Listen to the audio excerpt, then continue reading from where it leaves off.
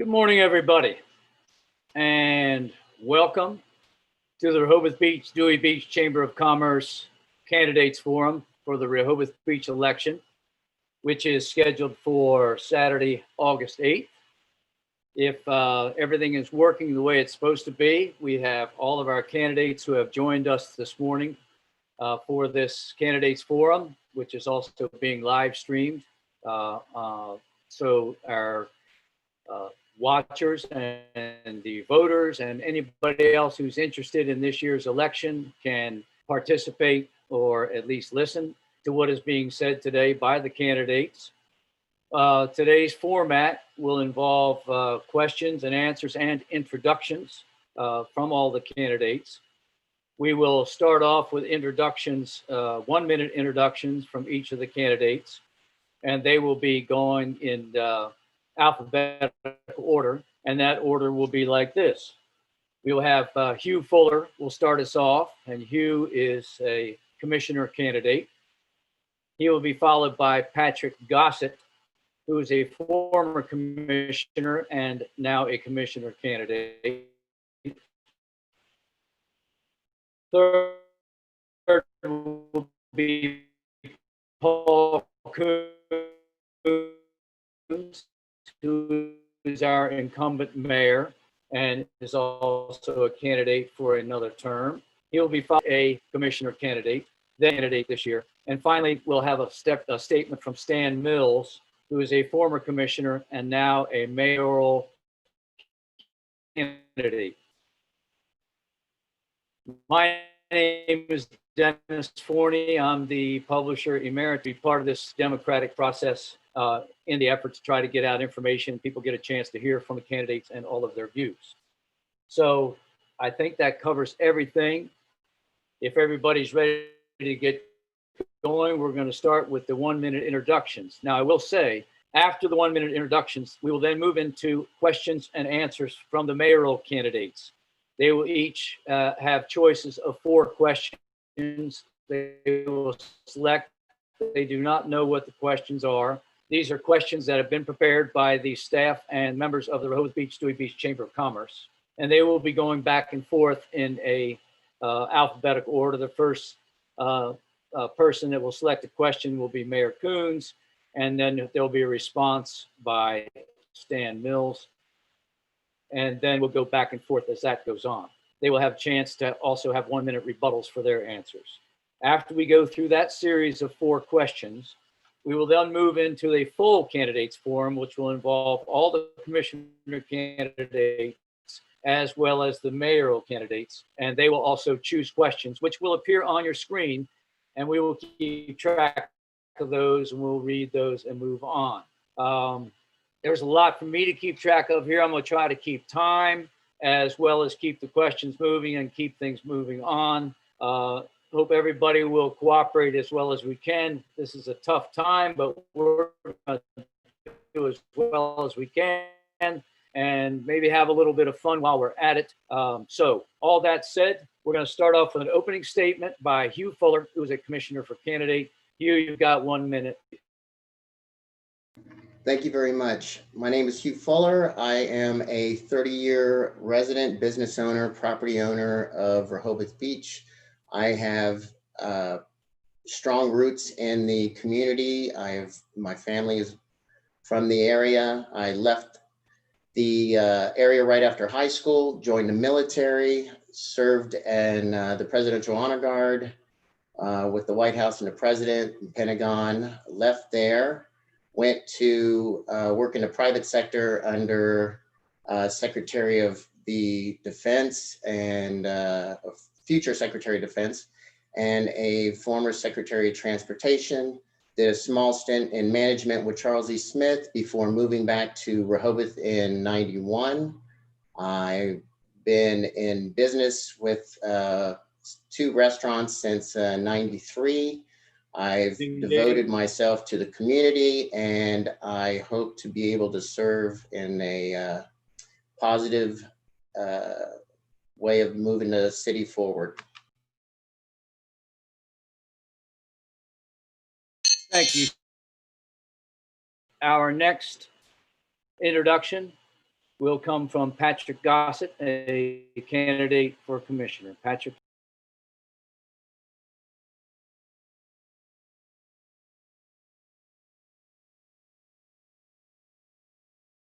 Patrick is not muted.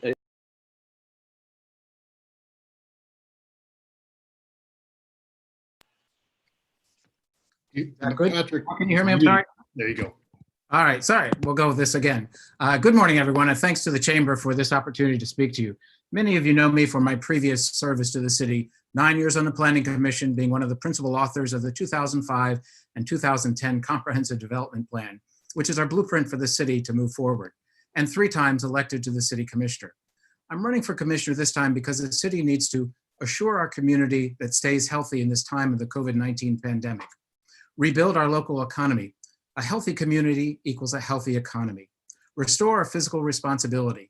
In a time of reduced revenues, we need the experience to distinguish between the needs and the wants, and engage all citizens in transparent government, open meeting, citizen participation, two-way communication, and most important, listening, and managing our growth before it manages us. Protect the quality of life here in Rehoboth Beach, preserve our charm and character.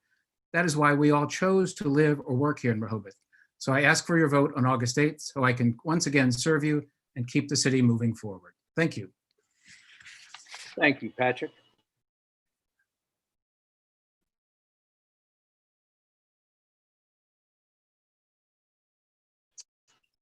Our introduction will come from our incumbent mayor, Paul Kuhns. Paul, you have a minute.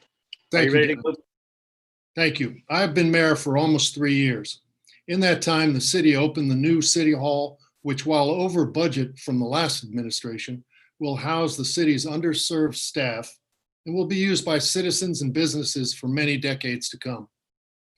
Collaborating with city staff, engineers, and our outside partners, the city was able to start and complete the much delayed Ocean Outfall project on time and under budget by $1.5 million, even with substantial winter weather delays. Working with the commissioners, the city finally realized the need for and implemented a long-term financial plan, our 5-year capital improvement plan. As mayor for the next 3 years, I plan to continue the positive accomplishments, do what we can do to help the business and residential community overcome the dreadful economic hardship from the pandemic and move forward with the city's progress and prosperity. Thank you. Thank you, Paul. Our next introduction will come from our former commissioner, Jay Lagree. Jay? My name is Jay Lagree. I'm an experienced leader and committed to Rehoboth. My wife Enid and I are full-time city residents at the corner of Prospect and East Lake Drive, a property that we've owned in our family for 42 years. I retired here after 30 years in the Air Force as a senior officer, upper level management. And then when I got here, I became active in the Rehoboth Beach Homeowners Association. I served a couple of years on the board of directors there. Then I was appointed to the Rehoboth Beach Audit Committee. I served well over a decade on that committee. I know our financial numbers really well. In 2017-18, I was a Rehoboth Beach commissioner, completing Paul's term when he was elected mayor. I'm committed to regaining financial stability. I'm committed to transparency and better communications.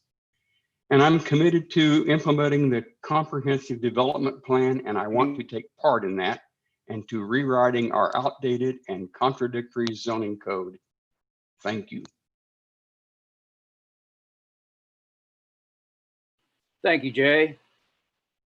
Our next introduction will come from Rachel Macha, who is seated as a commissioner. Rachel, you have a minute. Thank you. Good morning.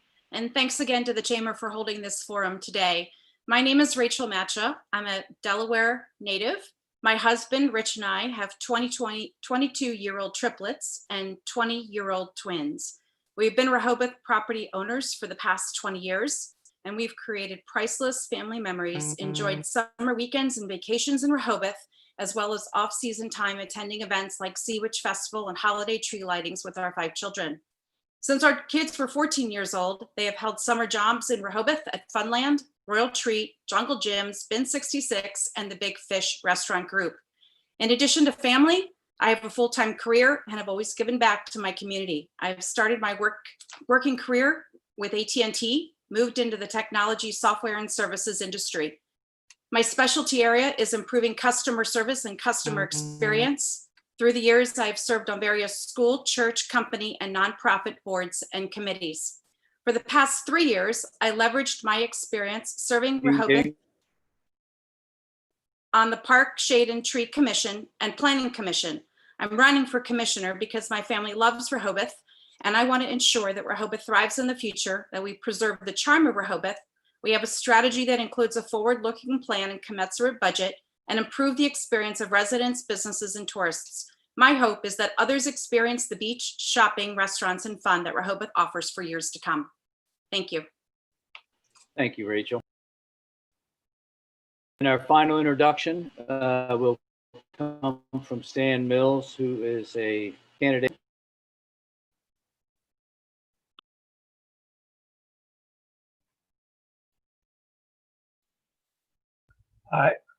I'm sorry, I lost all the video.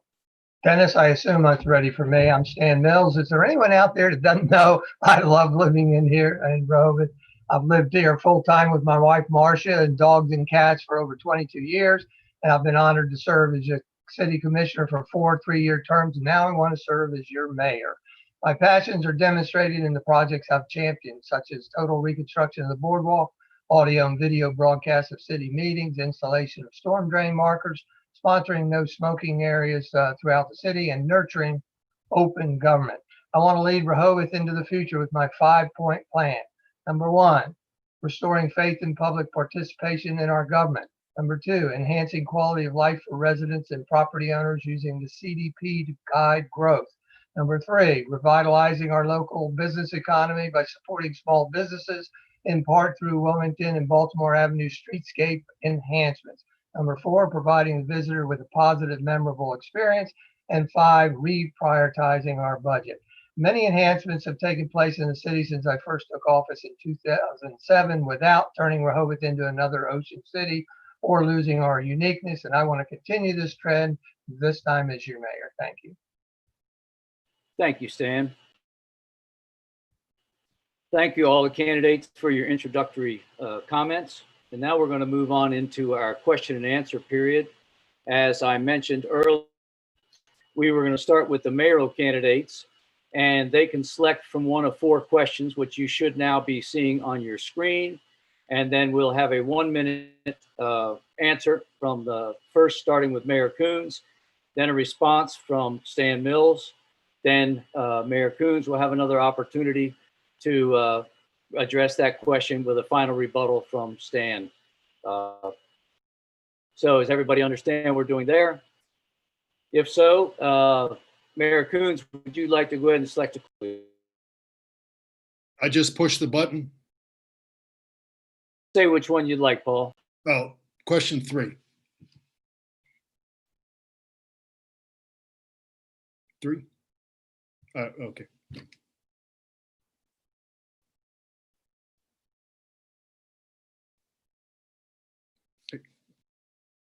I can't hear you. I'm sorry, Paul, I didn't That's unmute. okay. So you can see the question. I think that our watchers can also see the question. Summarize your position on maintaining a balance between sustaining the quality of Rehoboth and economic development. How important is it to keep it balanced? And do you think that balance is currently being maintained? You have 1. Thank you, Dennis. My position on maintaining balance within the community from an economic perspective is that we have 3 different demographics. We have the visitors, we have the resident property owners, and we have the businesses. All 3 of those are extremely important to our community. And I think, unfortunately, with the pandemic going on right now, it's really a bumpy road. And I think the path forward is to work through, as the city has been doing, over the last 6 months, 5 months with this pandemic, and continue the rolling recovery that we're putting into place with the help of the state. Do I feel like the economic recovery is balanced? Absolutely.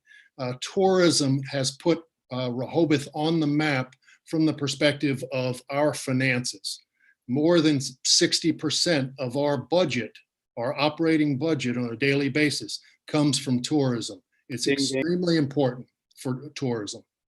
And I see continuing, there are opportunities in the future to improve from the pandemic as well as projects moving forward.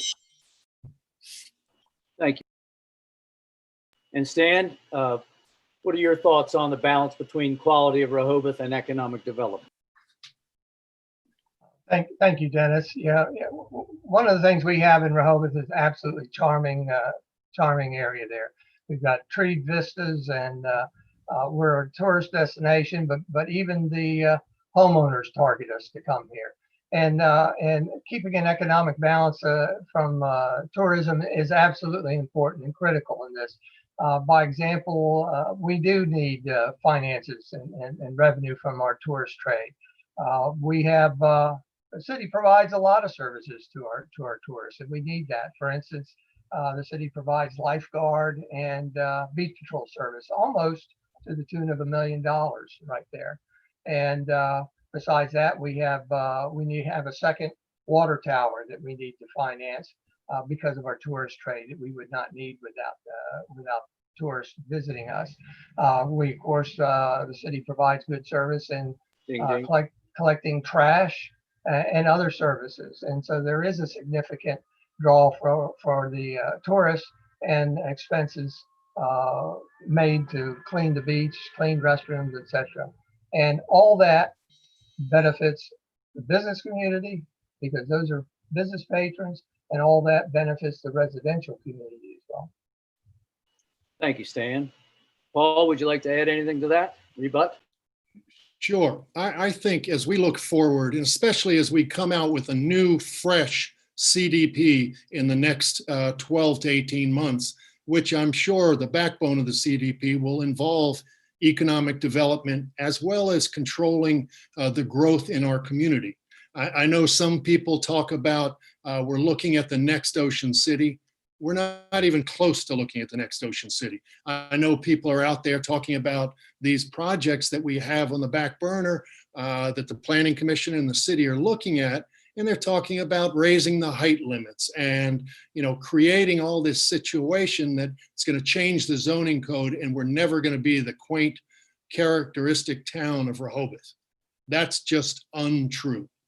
We're not going to be an ocean city. The quality of life of Rehoboth has continued in the last 3 years to grow and prosper.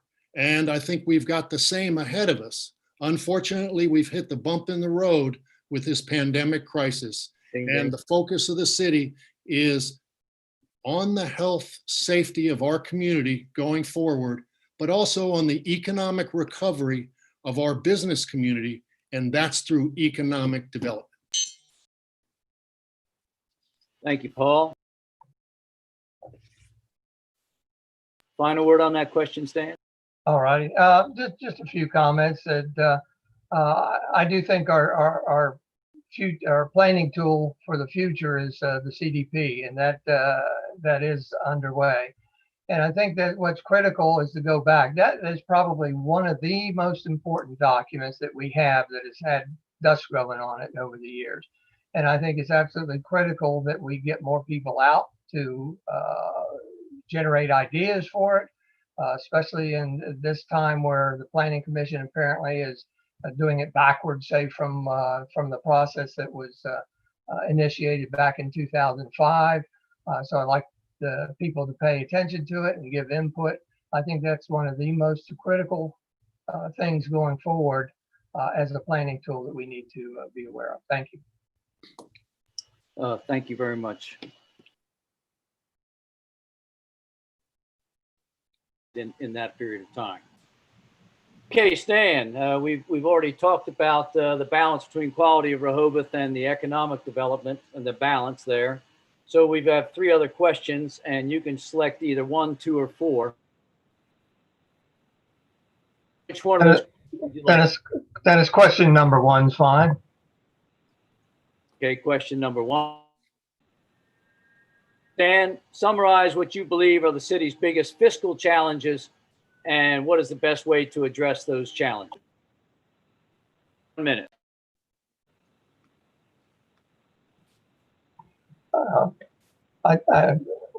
At this point, I don't know that we've received full accounting of lost revenues due to the pandemic. I assume we'll be getting that soon. I expect it to be rather severe because a lot of our revenue, as we mentioned earlier, is coming from the tourist trade, and the tourist trade's been truncated quite a bit by this pandemic. I believe that what we're going to have to do, number 1, is cut way back on our capital improvements budget severely. And to do that, I think we need to look to our city manager and our financial expert to give us advice in doing that. Thank you. Thank you, Stan. Paul, biggest fiscal challenges, how are we going to address them? Well, obviously, the biggest fiscal challenge is involved with the pandemic that we're going through right now. We have been cut short on many revenues already. Just over the Memorial Day weekend, by not having parking open, we lost about $200,000 to $250,000. However, as we move forward, there are some good news, and I think most importantly that the businesses seem to be doing better than they were when they weren't open, and I think that's going to continue over time with rolling recovery. However, we are looking on a day-to-day basis. The city manager is looking at lost revenues. And as we focus forward, we've got to think about the plan for the future, not just for next month, not just for Labor Day, but as we go into the 2021-22 budget. I think there are things that we're going to have to put on hold. A number of the capital projects have been on hold already. And I think working with our finance director, we're going to have to figure out exactly where we need to cut, whether it's expenses, cut on the capital expenditures that we're going to put off for 21 to 22, but also think about revenues. How do we bring more revenues into the city given this pandemic? So I think the city's in very good shape. The city's been put in very good shape over the last 3 years. And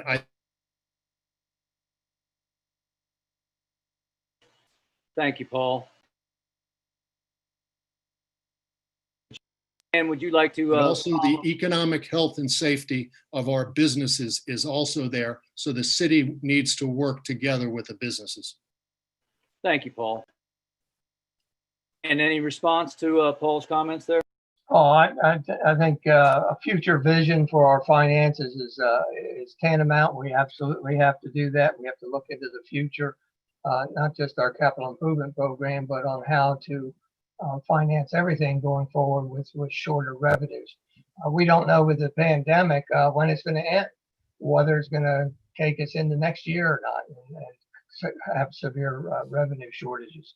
You know, our rental income, I believe, doesn't come until sometime in the first of the year, and we won't know how severely that's cut back for a while.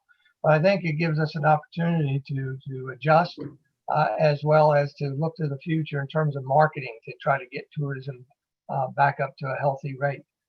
We can need to better market the city. I know the chamber's always done that now, but maybe we need to put a few bucks into the hat and do that. And also, we've got our 150th anniversary coming up, and I think that we ought to capitalize on that to help bring tourism here for the next several years. Thank you. Thank you, Stan. And final thought?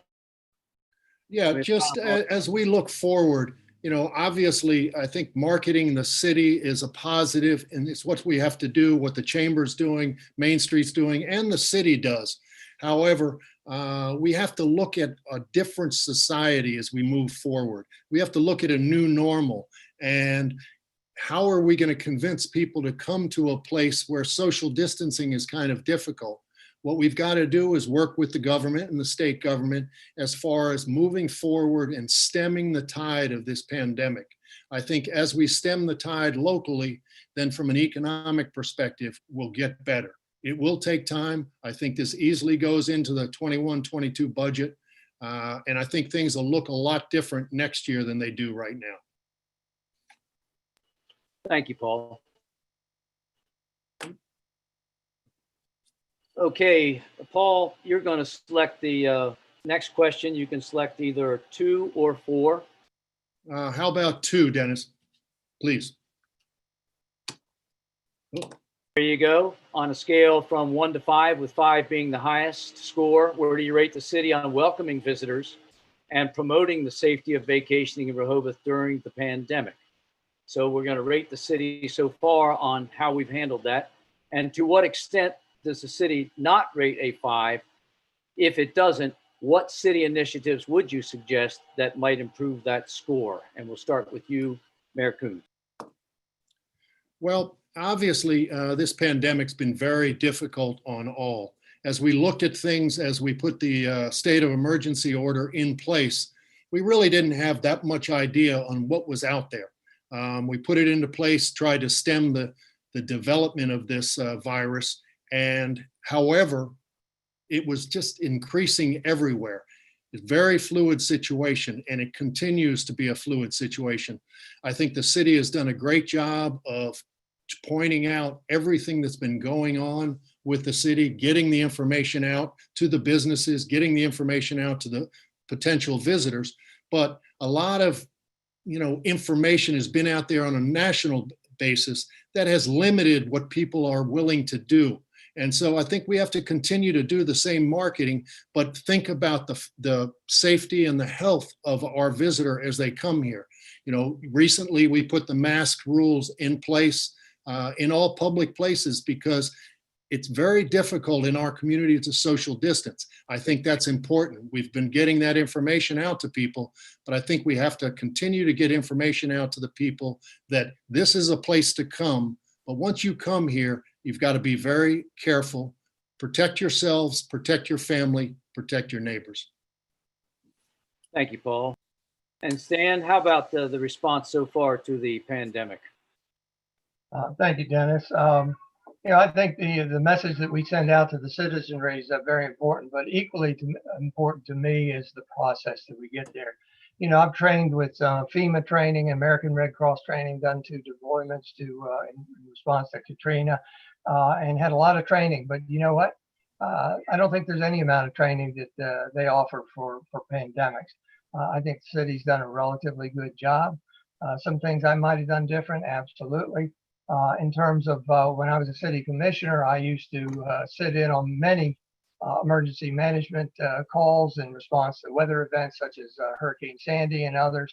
And I learned 2 lessons there. One is that it wasn't just the mayor acting alone. It was who was also invited to sit at the table with us, representatives of the city business community, for instance.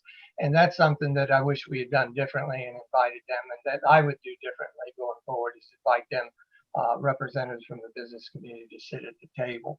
The other thing I learned from those emergency meetings is timing. I think that I would have done things a little quicker. It was almost 2 months from the time this thing first started to the first public meeting. And I know a lot of the public was very curious about how were these decisions being made, and they would have liked to have been in on it. And I think that planning ahead could have started as much as a month or so earlier. And in doing so, we wouldn't have had to rush the decision on several fronts there. Thank you. Thank you, Stan. Paul, response to Stan's comment? Sure, thank you. Nobody has any idea about how to handle a pandemic because we've never done it before. It's been a very fluid situation. I would love to have had a month to decide what to do, but we didn't have a month because the pandemic was growing. So once the governor put in his state of emergency, we put in a state of emergency locally, working with the city manager, her staff, other local municipalities. We put some restrictions in to follow the governor's state of emergency, and again, to try to protect the health and safety of people. very fluid situation. Things were changing week by week. We opened up the boardwalk for walking and exercising, and then the next weekend, the governor opened up the beach for sunbathing. So these type of things are going from a day-to-day perspective. It's hard to say, okay, what's going to happen in the future? It's just like next week. We don't know what's going to happen next week.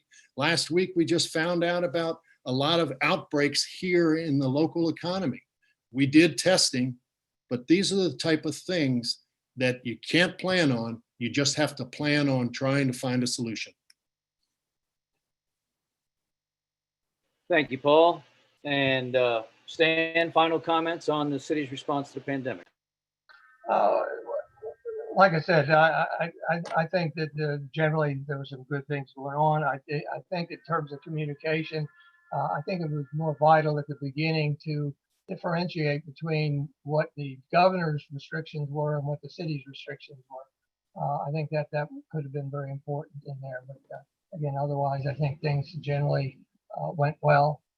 I would have done a little more homework, perhaps quicker on the barriers. For instance, asking the Chamber of Commerce of all groups how barriers might work or might not work, and so that we could present options. I would not have asked Main Street to hold the businesses. I think that was a city staff function, so that we knew what the message was being conveyed, that it was a constant message, and that we conveyed what the impacts were of, for instance, allowing opening of the businesses onto the sidewalks. The trade-off was the loss of parking, and we could have had a better job, I think, doing that. Thank you. Thank you, Stan. We're down to our final question. The mayor's candidates, and question 4 is a remaining question. So name the top 2 improvements that you believe would be most beneficial to the vitality, economic impact, and sustainability of downtown Rehoboth. Top 2 improvements that could be made for that. And Stan, we're going to start off with your response. We'll go first. Thank you, Dennis. One of the things in the CDP mentions revitalization of Baltimore and Wilmington Avenue streetscapes. That's something that I've championed at 2 meetings and did not have success with. I think that revitalizing those streets is very important to the economic vitality of the downtown area, and I'd like to see those done. I would like to champion moving them forward. Again, because I've tried championing them in the past. I think we're about time, and the plan CDP mentions that we should be planning ahead and having projects in the coffers ready to go when the time goes. The other projects harder to deal with, and that would be more of a wish list thing, and that is future beach replenishments. If we could just have a wider beach, I think that would be a tremendous asset to Rehoboth Beach, and that would take extra money. It's not in the Army Corps' template right now, so it's not on their radar, and it may not be realistic, but it's something that I wish we had. Wildwood, New Jersey's problem. They accrete probably 100, 200 feet of sand per year, and their average distance right now to get from the boardwalk to the beach is about 1,800 feet. So long a distance that they need a wood boardwalk to get there. Again, I wish we could do that, and I don't think it's feasible. Thank you. I've stopped. Paul, couple improvements for downtown Rehoboth to improve its vitality. Sure. Thank you, Dennis. Again, it goes back to economic development, as far as I'm concerned, that to improve the downtown Rehoboth. It's working with the businesses downtown, as we've done this summer, even given the pandemic. I think as we look forward, and especially as we start to look at the CDP, what have we learned from this pandemic, from a business perspective and from a tourism perspective, and how to help the businesses?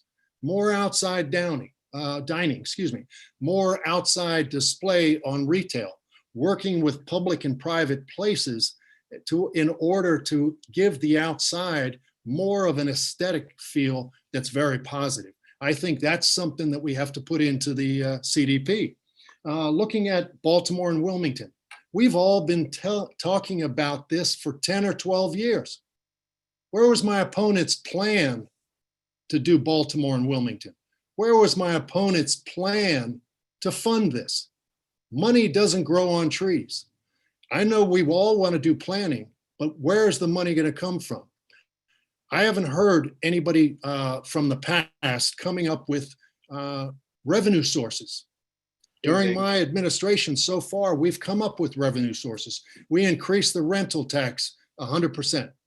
We put in an accommodations tax. So, I mean, these are the things as we go forward. And so I think the economic development with the downtown outside dining, but also we've got 3 or 4 projects on the pipeline that have to be looked at by the Planning Commission and building and license, but they could increase downtown participation from our visitors. Thank you, Paul. And in response to Paul. Sure. I've been a champion for years for this Wilmington Avenue Baltimore project and the streetscape improvements. I just feel that they're the lost child, that they're not have been forgotten. You know, people walk down the different streets there, they come to First Street or Second Street, and they look toward Wilmington or Baltimore, and there's absolutely nothing exciting to draw them down to those streets. So I think we need to do something, plan ahead. I did say I brought these up at previous meetings, and Paul was one of those that gave a thumbs down to it, as did the others. And that's a shame. But again, I believe that in the CDP saying that we need to start planning first and then start having shovel-ready projects so that we can then seek funding to do that. And I stand by that. Thank you. Thank you, Stan. And final comments on that one, Paul.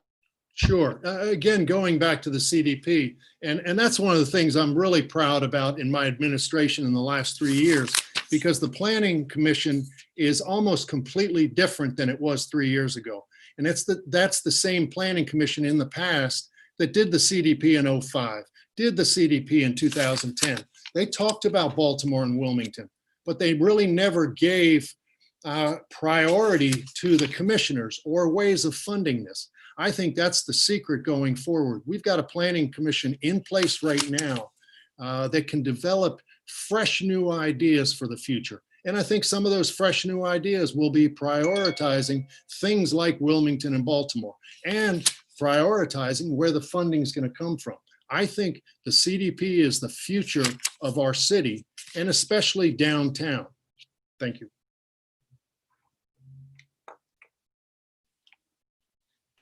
Thank you, Paul. And thank you for both candidates for bearing with us through the interruptions and taking those questions and honoring our time limits. Very important to try to stay on schedule. Now we're going to get into the full forum where all 6 candidates will have opportunities to respond to questions. We have 6 questions prepared. We have 6 candidates, so we're going to start and then finish in the same order. Yeah, unplug it, let it sit for 30 seconds. And plug it in. I don't know, that's good. Okay, put your hand up if you can. Y'all hear me okay? Okay. So, Hugh, the first question is going to go to you, and then it will be followed in alphabetical order.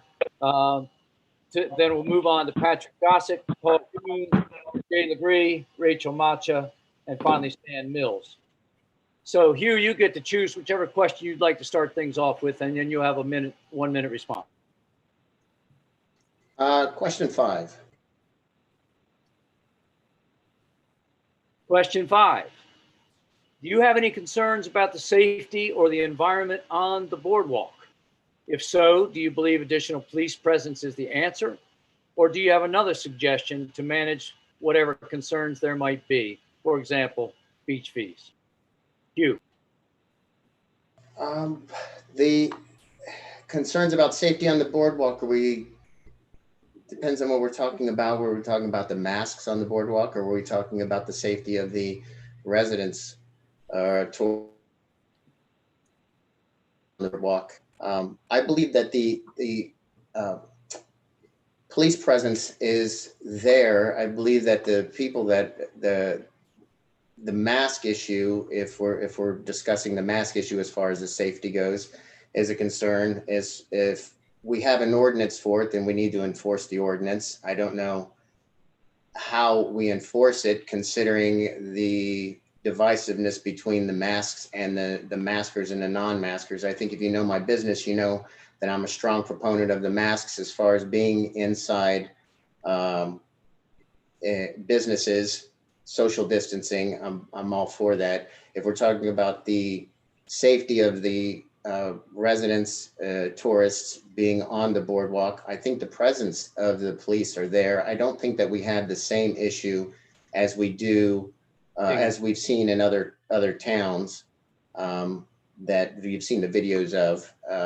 But just keeping the enforcement that we have, being able to police and enforce the ordinances as they're put in and just being consistent on it, I think would help dramatically. Thank you, Hugh. Patrick, concerns about safety on the boardwalk? You're gonna have to unmute, Pat. There you go. I'll learn that eventually. I think there are always concerns of safety and individual surroundings and what have you, but we're in a very odd time of angst when people are very heightened, responding to their safety areas, not only from personally distancing, but just people around them. I think that our police chief and the staff of the police department do a fine job in enforcing the laws in a way that still protect us in a friendly manner. This is something that is always needs to be investigated. I think the police force and our police cadets are doing a great job out there on the streets. We've had the addition of cameras along the boardwalk, which has certainly helped. The addition of security, that people are monitoring that. Mention of beach tags. I don't know that beach tags are really an enforcement aspect of the boardwalk. This would affect more of the beach, and that is really crowd control. We've really become such a focus of Sussex County. I think the more crowds that we have, the more responsive that we have to be to their needs and what's going on in our nation today and the environment that we are living in. Thank you, Patrick. Paul, you're up next. All right. Thank you. I think there are two things here. There's the pandemic, what's going on right now, and safety on the boardwalk based upon some previous input. Previously, the chamber came up with a survey that found that a lot of visitors did not feel safe at night, especially on weekends down in the boardwalk, especially as you went south, sometimes when you went north. So I think the improvement there of maybe some more on the police staff, the cadets walking the length of the boardwalk, brighter lights maybe, cameras going further down, whether north or south. I think that would help a lot from a safety perspective for what the chamber was looking at. Now, as well as recently with the pandemic situation, I think our police force, our cadets, who have been limited in numbers this year, unfortunately because of the pandemic, have been doing a very good job on the boardwalk. They've given out over 15,000 masks, and I think people are starting to feel more comfortable with the mask wearing. But I think it's always something, it has to do with staffing, but I think safety is paramount and there are more things we can do. Thank you, Paul. Jay Lagree, you're up next.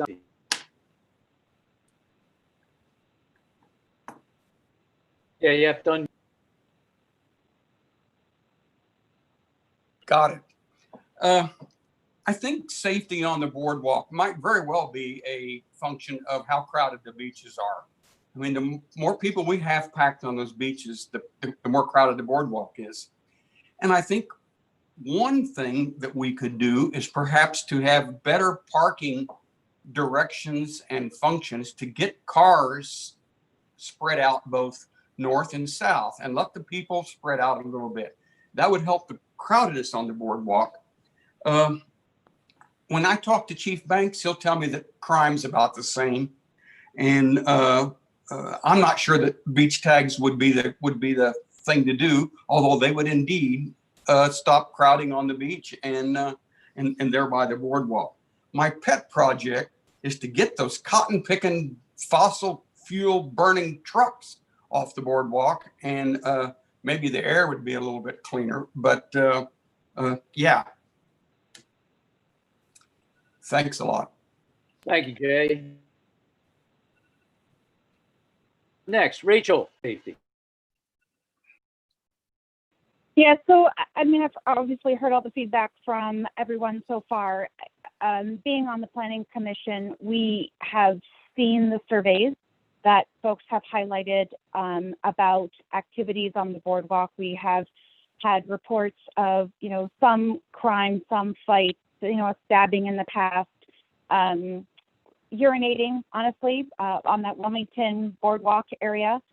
So I do think that there's an opportunity for police presence to help curtail that activity.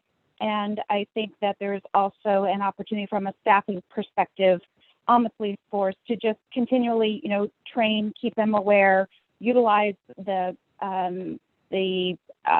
devices at our disposal as it relates to cameras and reports so that they are in tune with some of the, current activities that are occurring at that time.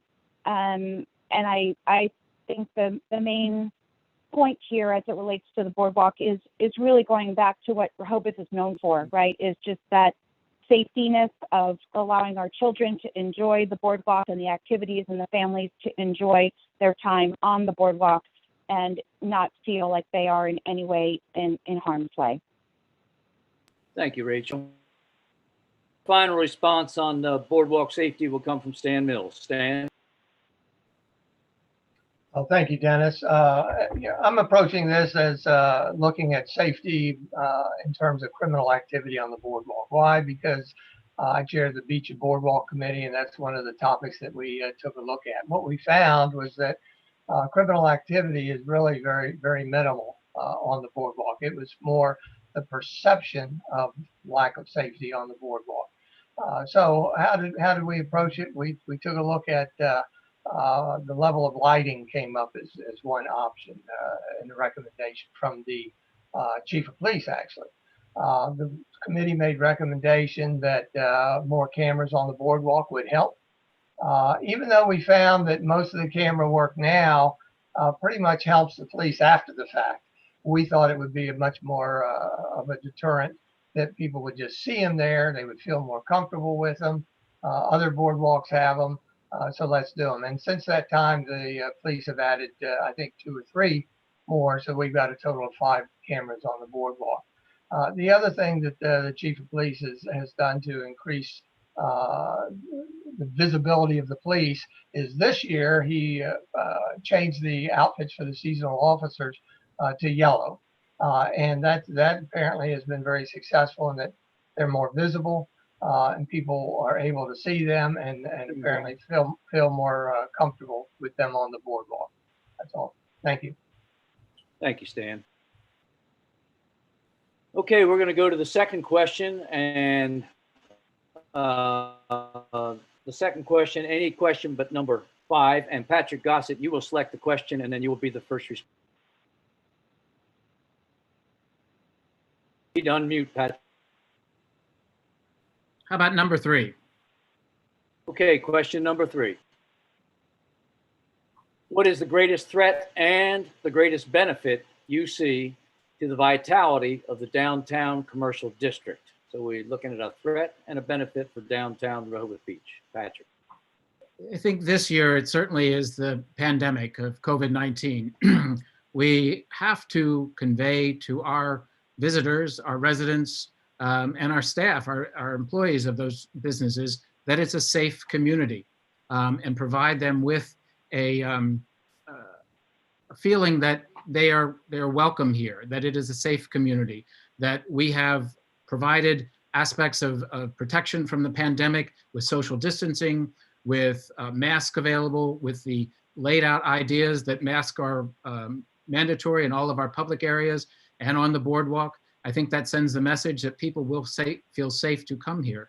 That then encourages more traffic to the downtown area if we have a healthy community that relates to a healthy economy. It also, you hear anecdotally that our residents don't feel comfortable going downtown. And that is a problem. And I think it's more protective of wearing masks with the pandemic. We still have that small town feel. And that's what people come for, that Ding, character ding. and that aspect of downtown Rehoboth, to make people feel comfortable. It's both, the pandemic could be beneficial to us, to take in consideration and make us a very safe place, destination for people to come. Thank you, Patrick. Next response will come from Paul Kuhns. Paul? Sorry, now I'm on. The greatest threat I see, obviously, is the pandemic, which is going on right now. That's, something that none of us ever expected, none of us ever could foresee. And so it's a health and safety threat, if you will, but it's also an economic threat to our businesses. So I think the rolling recovery has got to continue. We've got to work with the businesses. We've got to work with the public on the safety from a mask perspective, social distancing. As far as the economic or the commercial business on a positive side is the economic development that's on the back burner right now in front of the Planning Commission, in front of the building and licensing people, because there are areas in town where it's not the most attractive area in town in the commercial districts, but people want to spend millions of dollars to do something to bring in people, to bring in money to the community. So I think that's a very positive thing that we have. As long as people focus on the code, which I know most of the builders are, or they're working with building and licensing, I think that economic development will be very positive. One of the other negative things, and I think we should take a look at, especially on Rehoboth Avenue, is I think we have to look at the structure of the parking meters there from an hour-by-hour perspective. I know we just increased them. I think we have to go back to the businesses and talk to the businesses about keeping them lower in hours and trying to push people that are going to the beach out into the neighboring streets where they can park for 12 hours. That's something I think we can do to improve the downtown commercial district. Thank you, Paul. Response on vitality, benefits, and threats downtown, Jay Lagree. Well, I want to talk about the great things first. Our wonderful small town reputation brings people to our town like nothing else. And if we ever lose our brand, we've really damaged ourselves. And one of the things that bring people here is our award-winning beaches and our boardwalk. We got to keep them maintained. We've got to take care of those things. We've got to keep our beach groomed. And the pandemic threat is indeed severe right now. It's disastrous, but we'll get through it one way or another. And probably the biggest threat to our downtown vitality is our traffic gridlock. People are looking for parking spaces. They're driving around and around and around. We got to spread the traffic out, spread the people out, give them more places to park out in the periphery where there's always open spots, and let people come and shop downtown and thrive. Thank you. Thank you, Jay. Next response will come from Rachel Macha. All right, I'm back online, as you can see as well. Sorry, I had to reset my router, so I was a little distracted a few minutes ago. All right, so as it relates to the vitality of our businesses coming out of COVID is I think a big threat to us. I think that we, as we all know, we're trying to figure out, right, what is the right thing to do right now as we're going through this pandemic. But I'm very concerned from a threat standpoint about the vitality of our businesses as we come through the recovery of COVID. And we don't really know, I think at this point, what that means. But I think we as a commissioner or organization, as well as honestly with help from the Planning Commission and the work that's been going on with the CDB and a lot of the data that we've collected from surveys, should help us, I think, really embark on, a topic and this pandemic that we really don't have a lot of experience with.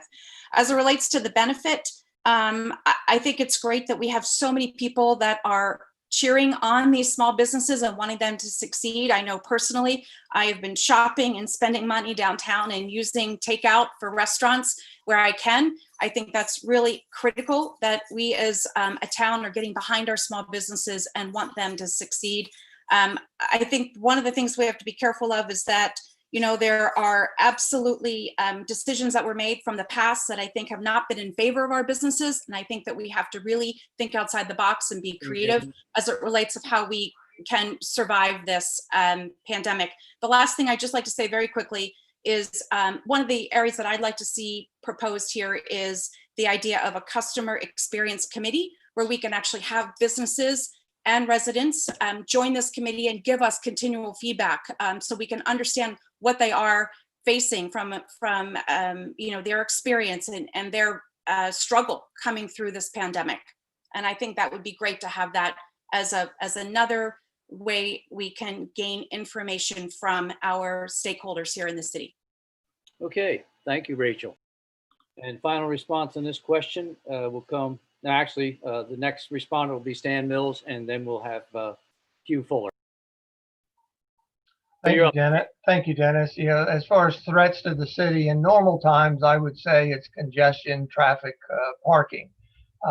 In modern times right now, I would say it's the pandemic. It's specifically the lack of patrons that are needed to keep our businesses afloat. And that's just going to have to take its course. As far as benefits of the town, I think one of the key things is, for me, is our town's walkability. The pedestrian scale of our buildings, that it's charming to walk around, that it's walkable. We have a boardwalk a mile long that's walkable. And I think those are the ADA enhancements we've done. We've invested a lot of money in over the years. I think all those contribute to the downtown vitality. Thank you. Thank you, Stan. Response on this from you, Hugh. Hi. I agree. The biggest thing that we're dealing with right now with the vitality is the pandemic issues downtown. And to hear another candidate saying that, use the word beneficial, and another one saying that we'll get through it. Unfortunately, being a business owner, speaking with a lot of the businesses on a daily basis, working with them on a daily basis, there's going to be some of us that are not going to get through this. We have 4 months that we deal with the majority of the income that comes in for us for this time of year. And then we deal with the residents that support us through the off season. If we don't make it through these 4 months with keeping the vitality of the summer season going for us, we're not going to see the same landscape with the businesses that are going to go through there. And to use the word beneficial for this pandemic and use the word that we're going to get through this, it's just not there. And to go back to the way that things were done in the past, we have to start thinking forward, continue moving forward, and get us on a track that's going to be thinking of how we make it with these businesses and help support them, because supporting these businesses is going to support the residents in this town in the long run. Losing the businesses is not going to, it's going to put a strain on what people are going to have to end up paying as residents in this town if the businesses aren't paying their share of the infrastructure on it. The domino effect. Thank you, Hugh. So we're going to move to our third question for all the candidates. Paul, you will select the next question. You can select anything but 5 or 3.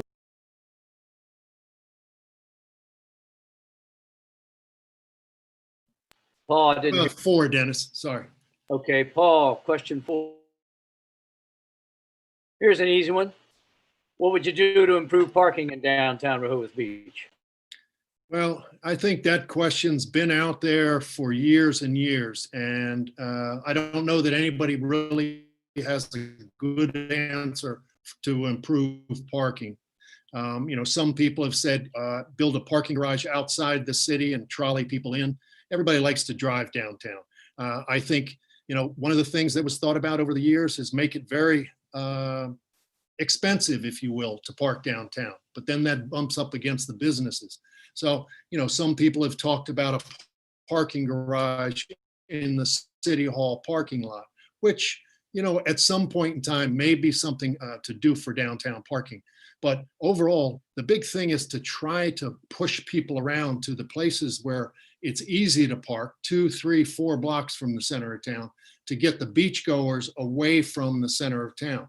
And I think what that'll end up being is maybe higher permit fees, maybe higher meter fees, but also beach tags. I know for many, many years, everybody talked about beach tags. You can't have them. Now, all of a sudden, with the pandemic, everybody is throwing that forward as a way to keep our crowds in line. I think that's something that we look at as well. But I think there's always ways to improve parking. And I think it's probably time to go to an outside consultant to look at how we can improve parking. And I think that's going to be part of the CDP plan, is what is the vision for the city? And that includes parking, because parking is so much a part of our revenue sources, but it's also something that creates congestion and it forces people to go someplace else some other time. So I think what we need to do is put together a program that's welcoming, but people are willing to use it. Thank you, Paul. Jay Lagree, how about parking? The best thing we can do for parking is to manage it. And we're not managing it very well right now. And I think information is part of that. There are ways to have apps on your phone to tell you where empty slots are located. We're getting the technology on board to be able to do that. Maybe not this year, maybe not next year. But once we can tell people where open spaces are, that will help our parking situation a lot. We've talked about a parking garage, but to go another $9 million in debt is probably not the thing to do. So we just have to manage what we have. We've talked about raising the fees for parking, and that might be a partial solution, but we've got to manage it because we just can't build any more parking slots that we don't have right now. Thanks, you, Dennis. And next response will be. Hi, did you call in, Rachel? Yes, I did. Okay, sorry, you got on. Just want to make sure. Yes, no worries. So being on the Planning Commission, this has been a very hot topic for us over the last year. And again, we've dug into the surveys and looked at the data from our businesses, our residents, and our tourists on this topic. So I can't obviously share a lot of information in a minute, but I'll give you my personal assessment kind of coming off of all of the work that we've been talking about on the Planning Commission. That is, number one, the season for where we have real parking issues is really small. I mean, at the end of the day, if you think about it, it's about 8 weeks, no more than 10. And I agree that we do need to have options. And I do believe that we can use technology to help us maneuver through this particular topic. I believe that there are certainly options for our tourists, for our residences that we can provide to them. Again, thinking creatively, Jay and I actually had this conversation around the possibility of looking at someone on the outside that understands parking as it relates to, being a contractor or a provider that could manage through this for us. And I think there's a huge opportunity for us to go outside, get some subject matter expertise on this topic, come back and put some options together. And there are, in my mind, parking lots or parking spaces outside of the downtown area that we might be able to provide some attractiveness for folks that want to come for the day or want to come for just a longer period of time than just coming in for dinner. And I think that they would be very interested in hearing what those options are. So more to come on that as it relates to the CDP. Good. Thank you, Rachel. Hugh Fuller, park. Well, parking. What to do about parking? Parking has been an issue with us for as long as I can remember. It's a no-win situation when we come to it.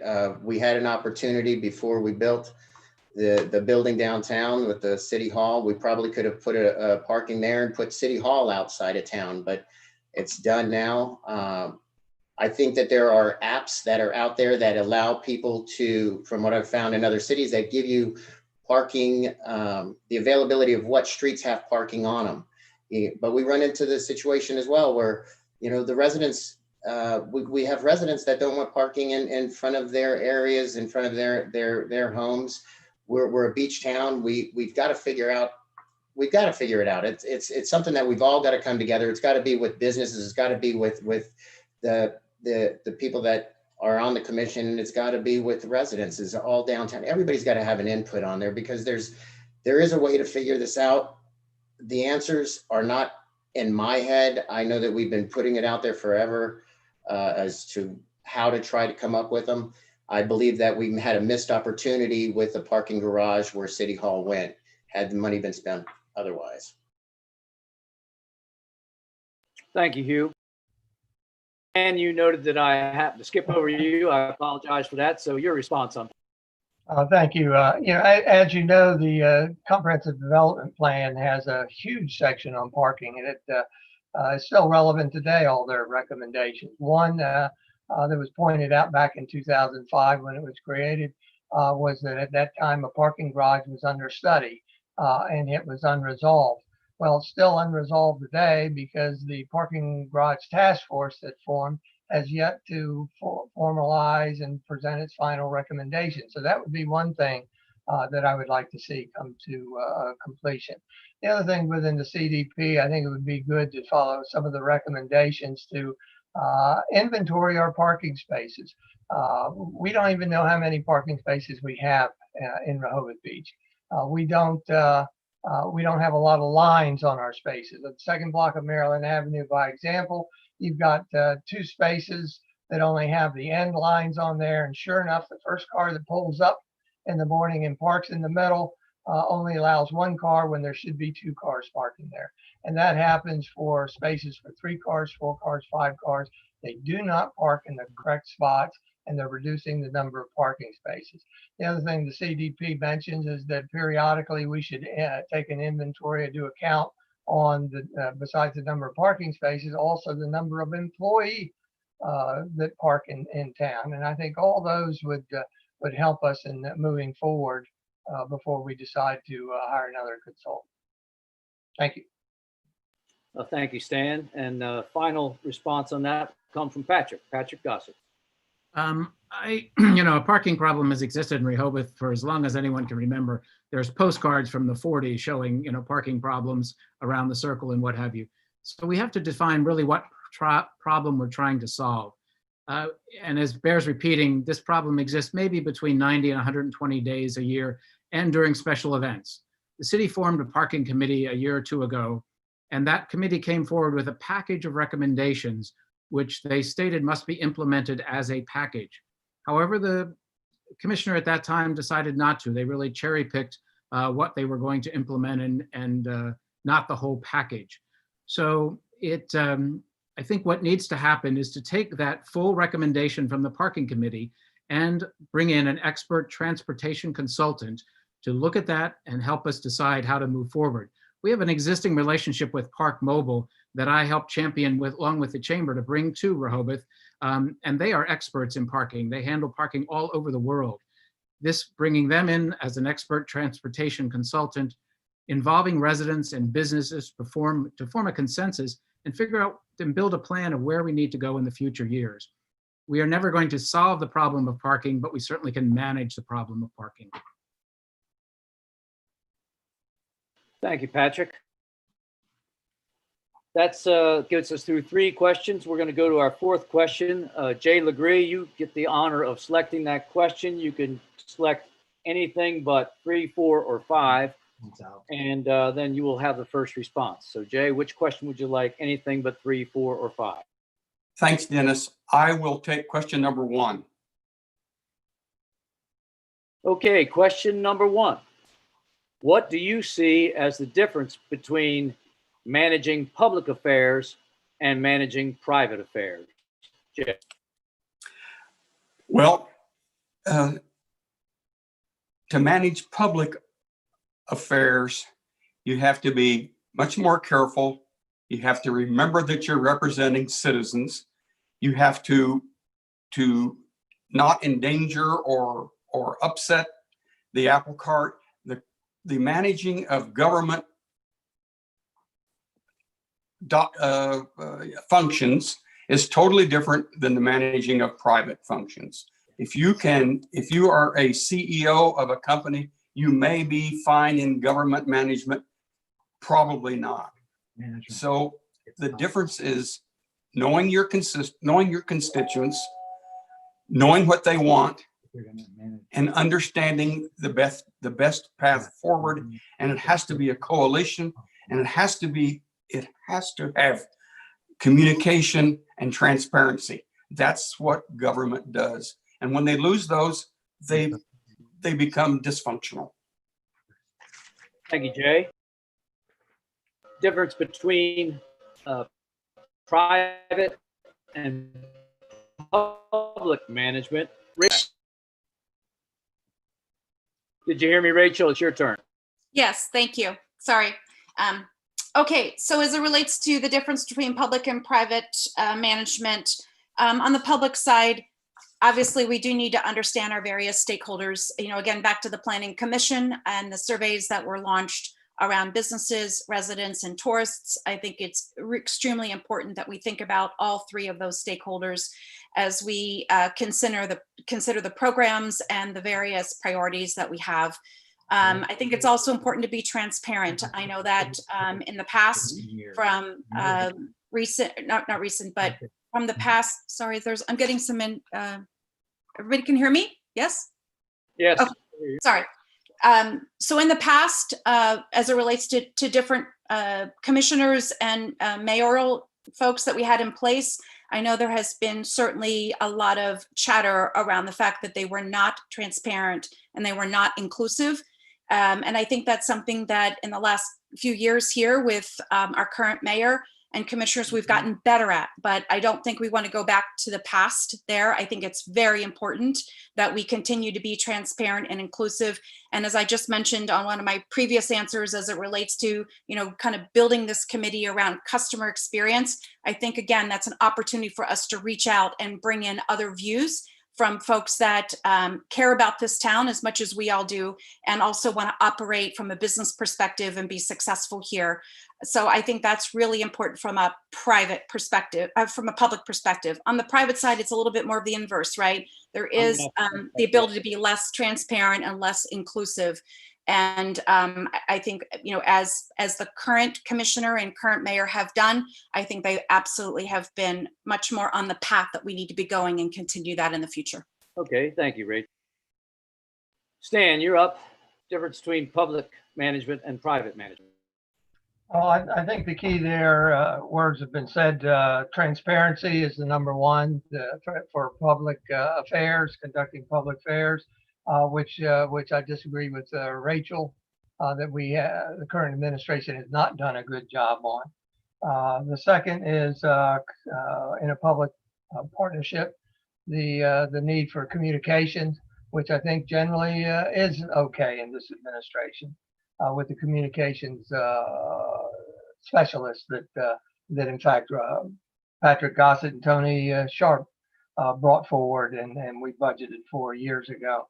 And then the third is the constituencies, I believe, need to have a full understanding of everything, which I think needs to be improved on. One of the things that, by example, I did not vote for approve the utility rate study is because there were so many people in the audience that disagreed with it. I thought that they needed more of an understanding, that we could have done a better job of communicating to them. And that's why I held off on it. Again, communication I think is very important, but the key is transparency, communication, and having a full constituency that's fully understanding of what we're doing. Thank you. Thank you, Stan. Hugh, what's your thoughts? Private versus public? Well, I don't see there's too much difference in the two. As far as the way that I operate my business as it is, I listen to my staff, I listen to my customers, and I don't believe that I know the answers to everything. So I listen to whatever they bring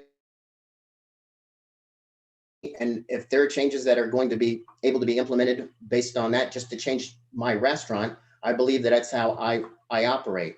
I don't believe that I know the answers to everything, and I would do the same thing in government. I think government needs to have they don't need to go to a table with a book that's signed, sealed, locked up, and this is the plan to go to. They need to have the ability to be flexible, to say this is their opinion, say that this is how they want to operate, and then have however the community wants to respond, listen to it. We don't have all the right answers, whether we're in private or we're in politics or in government as well. There's always flexibility to be had, and transparency. Everybody's been naming that. That has to be the #1 priority. Thank you, Hugh. Our next response on private versus public management comes from Patrick Gossett. Thank you. I think that spending 18 years with Hilton Hotels in a management position, I understand what a business perspective is, and also spending 9 years as positions are. There are two different skill sets. Businesses, you have one boss and you manage from the top down. With municipal government, you have multiple bosses and you manage from the bottom up. You listen to the people, you listen to your residents, you listen to your constituents. And that involves transparency, that involves forming a consensus. You can't make a snap decision as you would in private industry to say, here, do this because I'm the boss. You are not the boss in municipal government. You listen to your constituents and take their feedback, put it together and try to form a consensus with your other commissioners and the mayor. Thank you, Patrick. Final response on that question, Paul, public versus private. You done mute, Paul. First of all, on the private side,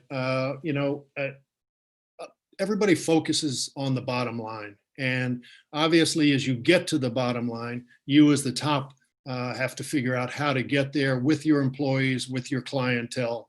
But it's a much more closed situation than in a public situation. I do agree that in a public management of a city, it's inclusiveness, transparency, communication. These are all very important to establishing what the plan is for the city. But there's got to be the willingness to listen to your constituents, to listen to the stakeholders, find out what they're thinking, how they feel about things. And it's not just a few, it's not just the vocal few you listen to all of them. I mean, every time we run for an election, we represent the people that voted for us as well as the people that didn't vote for us, because you have to look at the big picture. And I think you have to respect ideas. You have to respect people's points of view. And I think that's how you go forward in a public situation. And that's how we will go forward now. Thank you, Paul. That was our fourth question. Our fifth question will be answered and chosen first by Rachel Macha. Rachel, what question would you like, 2 or 6? How about question 2?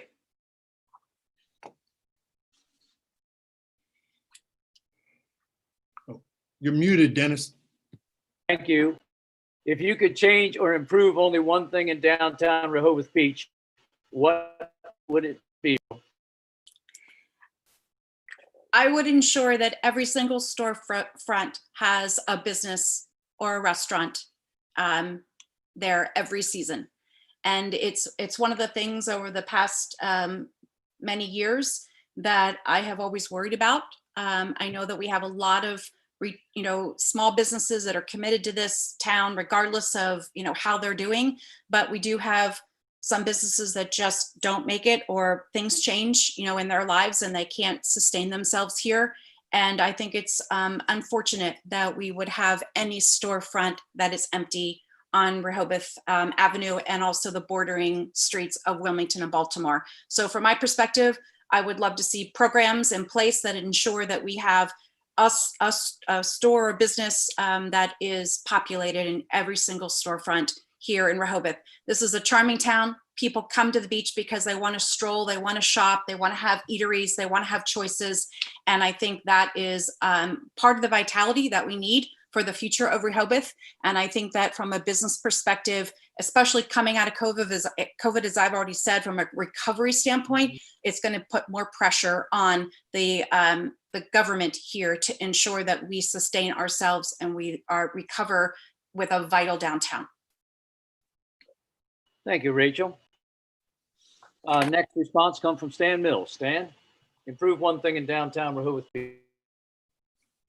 Well, goodness, I think you know what I'm going to say is it's in streetscape improvements to Wilmington and Baltimore area there. I think it's vital to be able to attract businesses off or patrons off of Rehoboth Avenue. We're a walkable town, and there's nothing right now that invites the normal customer or patron off of Rehoboth Avenue. And I believe that the streetscape with not just Baltimore and Wilmington, but also the connector streets will help improve that and increase the vitality of those two streets, as well as give the visitor to Rehoboth Beach a better experience altogether. Thank you. Thank you, Stan. Hugh, you're up next as far as improving downtown Rehoboth Beach. I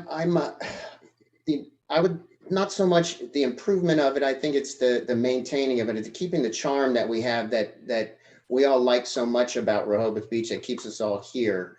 I think that we need to keep promoting the Rehoboth that brought most of the businesses here, that brought most of the residents, that keeps us here, keeps us thriving. I think that Rachel's right that we need to do something to make sure that these businesses, these storefronts stay open, that they don't turn into vacant stores. We need to do as much as we can to help support that.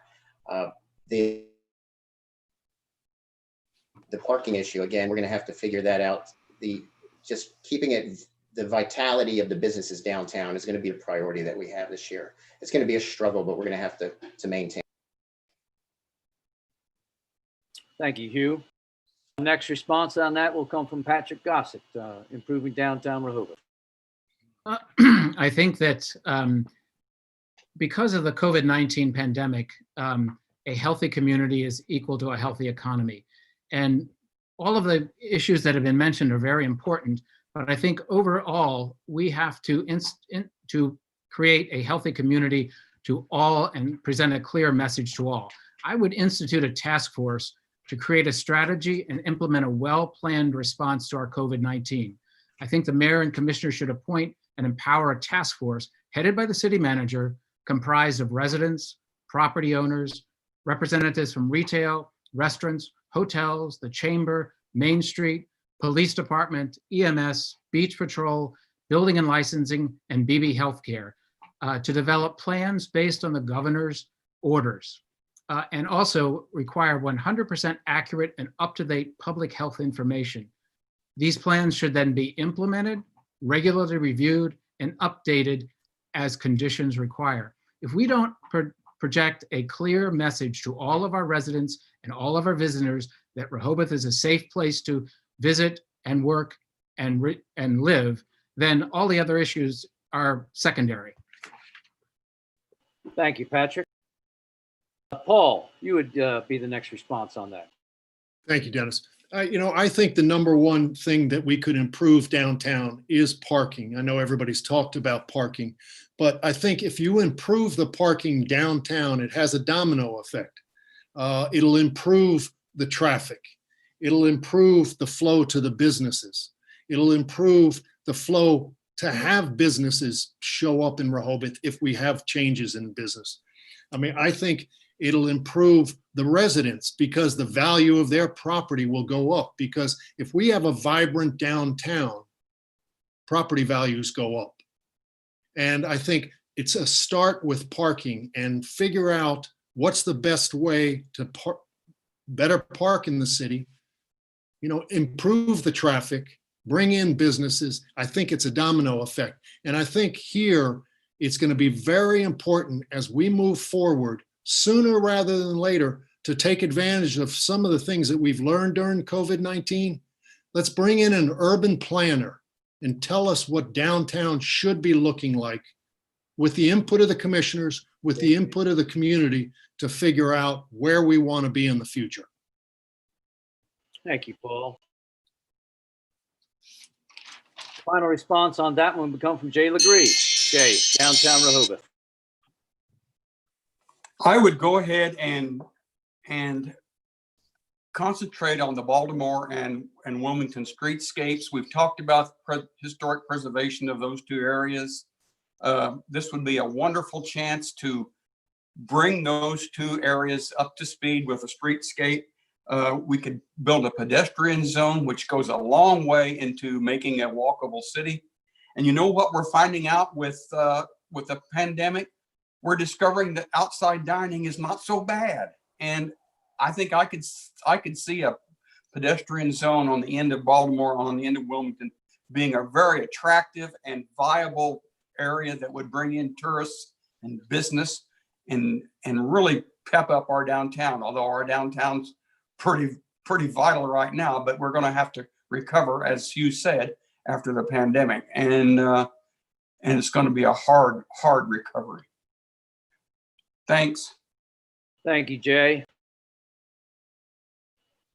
That brings us to our final question. Stan, you're going to make the choice. This will be an easy one for you. 6 is the last question that's available. And before we get to those response, I just want to thank all the candidates for joining in this candidates forum today by the Rehoboth Beach, Dewey Beach Chamber of Commerce. Very important that all these views and different perspectives get shared with the public. You have borne through some of the difficulties we've had, not only this morning, but also through the pandemic in sort of a unique year, in a totally unique year for campaigning. All candidates always deserve the public's appreciation for what they're doing, and I just want to pass that along at this point. The final question is number 6. If you are already serving as an elected official, how would you evaluate your decisions while in office? And for those not currently serving, are there any decisions that you would have handled differently, markedly differently? So Stan, start us off on that one, please. Hello, Dennis. Thank you. I'm not sure I can think of any specific decisions made that I would have done differently. I think overall what I have learned is the value of public input, in particular during the utility rates working group time when the public was very attentive in providing us with a lot of information, and we can have learned to conduct town halls. I think all those have helped give me the idea or reinforce the idea that communication outgoing to our constituents is very important. And even more important is, of course, getting that accurate information in their hands and then receiving feedback back from them. And that's what I would like to encourage going forward. And I have, as I have done advocating for enhanced communications over the years, I would like to continue to do that in the future to solicit more and more public input. Thank you. Thank you, Stan. Our next response will come from Hugh Fuller. I think it's hard to play Monday morning quarterback. What I would have liked to have brought in more businesses to have had some more input. I would have liked to have brought in some more residents to have some more input, and I would have done them together, not separately. The way that the surveys were done done separately, but I would have knocked on doors on these businesses that were around during this period of time and just got a little bit more input on that. I realize that being a leader, you have to lead and you have to make decisions, but I think that to take the consideration of the constituents and the businesses, whether the businesses have a vote or not, they do have a say and they do have an operation. They do have a viability to the town that needs to be represented, as well as the residents. But together we can do that, and that's what I would do going forward. Thank you, Hugh. Our next response on these decisions come from Patrick Gossett. I think the city's response to COVID is a prime example of building a consensus. I don't believe that we heard from all participants that could have been listened to. As I had exampled before of forming a task force to represent all people at the table, you have to listen to all of your constituents and take their ideas and go with them and let other conflicting ideas between business and residents, police department, building and licensing, all those need to be on the table and discussed so one knows how it impacts the other, so you don't experience unintended consequences. I have always spent my time when I was on the commission, either planning or city commission, of doing my homework, gathering data, talking to people, looking at other situations in other communities. There are models out there that we can use. There really are no new ideas. We just borrow from others and adapt them to our needs and our uses within our own community. But we have to know the people's ideas and needs that plan and put these plans together to help us come with a consensus-built plan and implement it. Because in bottom line is, if you can't measure it, you can't manage it. And I think that's what we are guilty of doing. Thank you, Patrick. Paul, how do you evaluate your decisions, and in retrospect, would you have done anything differently? Well, sure. Thank you, Dennis. I've been in office 3 different times. First as a commissioner back in 06 to 09. I was voted out of office because I think I was a little bit too progressive for the status quo who was in office at that point in time. Then all of a sudden in 2015, I was reelected as a commissioner because people wanted to see a change. And then in 2017, definitely people wanted to see a change. After 27, 30 plus years of the same administration, the same ideas, looking backward rather than forward, I think that's where people came from. Now, as far as my decisions in those 2 times as a commissioner, I'm proud of my decisions, but many times they were shot down because of the administration. Now, since I've been mayor, I'm proud about a lot of things that have been accomplished, especially infrastructure improvements that were deferred for so many years, raising money, doing a capital improvement plan. However, as I look at this, I'd give myself an average. I think there are so many things that I can improve on. I'm looking to our constituents for that improvement. I'm looking to the commissioners. And I think the last couple of years, we've had very good commissioners on staff, and hopefully that will continue. And working with the commissioners, I look forward to my improvement. And I'm always looking for ways to improve and how to improve. And I think listening to the community is the way to do it. Thank you, Paul. Next response, Jay Lagree. During my time on the Board of Commissioners, I discovered that if you make a bad decision, you're going to hear about it, and you hear about it from your constituents, and they don't hold back. And that's one good way to measure how you're doing. And a lot of times Monday morning quarterbacking is not good, but on the whole, listen to your constituents and they'll tell you. I think we made a terrible mistake when we did the utility rate committee, and taking it underground was not the way to go. And there are constituents that are just boiling hot about that still. And I agree, we did not handle the COVID-19 well because we didn't go out and talk to our shop owners, especially our retail people, and they're hot about that. If you talk to retail folks, they'll tell you. And a mistake on the nativity scene, and people lined up in the meeting room to tell us how wrong we were. Now, that's kind of on the light side, but your constituents tell you when you have fouled up. Thanks, Dennis. Thank you, Jay. Final response on that one comes from Rachel. Okay, so this is a really great question, I think, for me to end on, because it really does, I think, summarize my approach as a current Planning Commission committee person.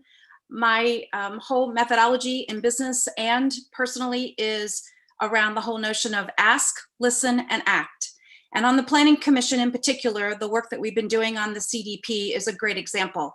We have a team on the Planning Commission that is a group that collaborates. We discuss. We have healthy discussions around a lot of the data that we've seen in the various surveys that I've mentioned. We poured through hundreds of pages of survey data. As a group, we then gathered together the key thoughts and themes that we should focus on as it relates to our approach to the CDP and our approach for the next 5 years to take Rehoboth forward. And everyone participated. It's really interesting to me that the feedback that we were given by our consultant was she was blown away, because in the past, from previous Planning Commission meetings and years of having the Planning Commission led by some of the folks that have been here and are on the platform here today, is that there wasn't a lot of collaboration. There wasn't a lot of discussion. And I think that's incredibly important when you bring a group of people together. So I'd like to just point that out. And I believe that the path that we are on will be a meaningful strategic plan as it relates to the CDP going forward. Most recently, this last month on the Planning Commission, we talked about the Belhaven Hotel. And if anyone listened in on that Planning Commission session, I think you would also agree that we landed in a great spot as it relates to the idea of, again, coming together with a public-private partnership to work with the Belhaven owners and property managers to talk about what that project could look like that everyone would be happy with. Instead of just going back and forth and having everyone in their own corner, I think everyone on the Planning Commission, and I think even folks from a citizen perspective, were really happy where we landed, that we would absolutely work together to see what we could do to improve that project so everyone would be proud of that iconic potential project being on the corner of Rehoboth along Wilmington Avenue. Thank you, Rachel. Once again, I want to thank everybody for your participation. I want to thank the Rehoboth Beach, Dewey Beach Chamber of Commerce for having sponsored this event. And for all of you who stayed with us on our live streaming, thank you very much for participating and be part of this wonderful governmental experience that we're all involved in. And I hope we all get through this well and we learn from it and we go on from there. And finally, thanks again to the Chamber of Commerce for having done this. And I hope you all fare well. Have a good one. Over and out. Thank you. Thank you, Bye-bye. Dennis. Thank you.